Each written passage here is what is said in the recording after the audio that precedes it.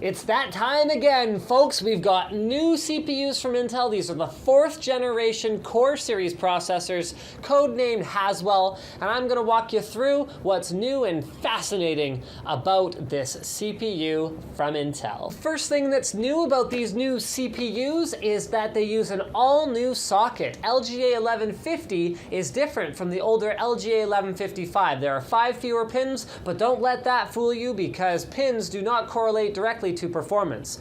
We've also got an all-new chipset, the Z87 chipset, to go along with our new Haswell chips.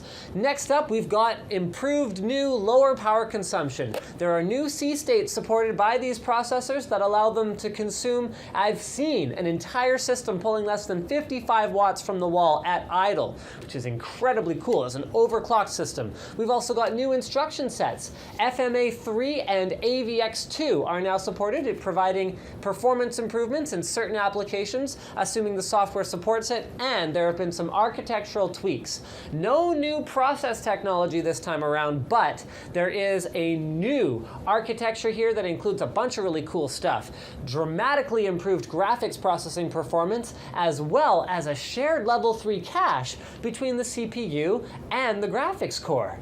So what exactly do you improve about the graphics that are built into a CPU? Well, for one thing, last generation Intel took their unlocked overclocking gaming CPUs and put the best onboard graphics on them. This time around they've gone, oh, okay, no, those guys are probably going to get dedicated graphics cards. Let's focus the better graphics on the ones using BGA chips or mobile chips. So the 5000 series graphics are going to be found in things like all-in-ones, and 4000 series graphics, which are still improved over last generation, are going to be found on the desktop socketed variants.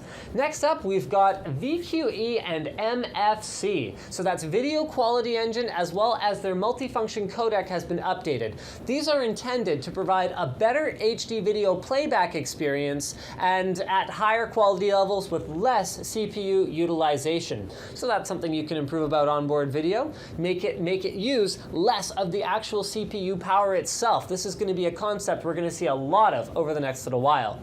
Intel has also added 4K support on both DisplayPort and HDMI, although it should be noted that you're going to want DisplayPort if you want to run at high refresh rates. And last but not least, they have also continued, well, okay, I guess this isn't really new, but they've continued support for QuickSync technology, which allows you to, again, we're seeing that theme, offload the processing of transcoding video to the onboard graphics as opposed to using the CPU.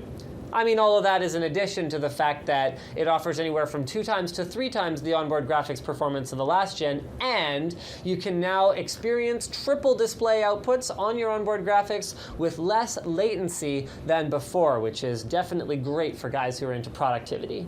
This right here, new motherboard, new socket, new platform, new chipset, all of that good stuff. What is different about Z87? Well, to be perfectly honest, Z87 is mostly a tweaked version of Z77. It's not, flipping the world upside down like we saw with the release of Conroe, where it's like, whoa, there's a memory controller built into the CPU, whoa, it's insane. The only real difference that's being made here is more I/O. So for example, you're getting up to 6 native USB 3 ports now, up to 6 native SATA 3.6 gigabit per second ports now. We've still got support for those cool technologies like Lucid Logics, where you're using the onboard graphics and the desktop graphics. We've still got support for Smart Response technology, which is their SSD caching, and we've got, this is the big change on the motherboards. We've got VRM built into the CPU itself. What this means is that you are going to be less dependent in your overclocking endeavors on the power delivery system of the motherboard, at least to a point. For anything extreme, you're going to want a super extreme motherboard, same as before, because most of the voltage regulation, or much of it, is done on the CPU itself.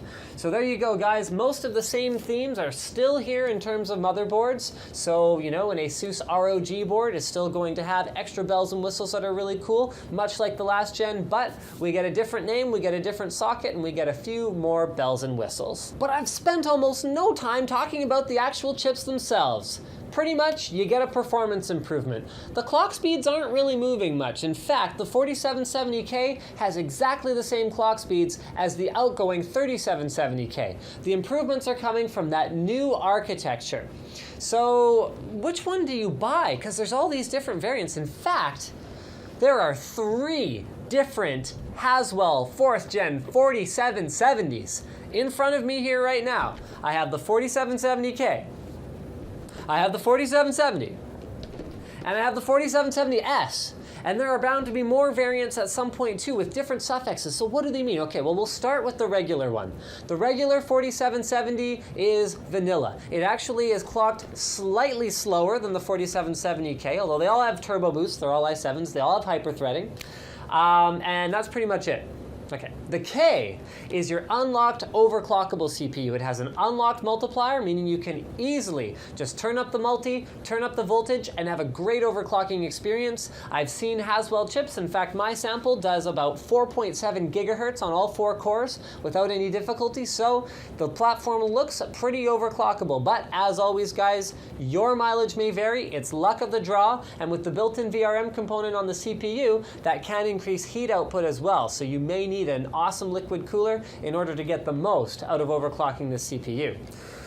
Then we've got the S variant. This is just like the vanilla one, except lower power and lower clock speeds again. So this guy right here is a 65-watt part, and we are expecting to see Haswell parts that are even lower in terms of power consumption, which means whether you're on a desktop or whether you're on, well, particularly something like a small form factor desktop, you don't want a lot of heat output or power consumption, something like that could be a great choice because you'll get most of the performance through turbo boost of the higher end chips, but with a power savings advantage. Now Core i5s. So in front of me here I have the Core i5 4670 and 4670K.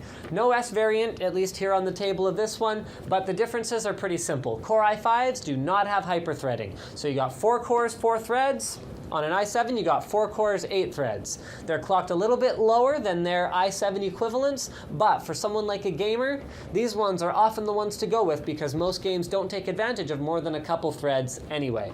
Lower down than that, we've got a couple more i5s. It's going to be all i5s and i7s at the start, with the lowest end one being the 4430 Core i5, and these are for if you're looking to save some money, you again want to have the Haswell architecture, you want these advantages like better multi-display and all that good stuff, better onboard graphics. These are the ones where using the onboard graphics starts to make sense because they're coming in at a lower budget. So we've got pretty much the mid to high end covered so far, with i3s presumably coming later. Thank you for checking out our Haswell primer on NCIX Tech Tips. Don't forget to subscribe for more videos like this from ncix.com.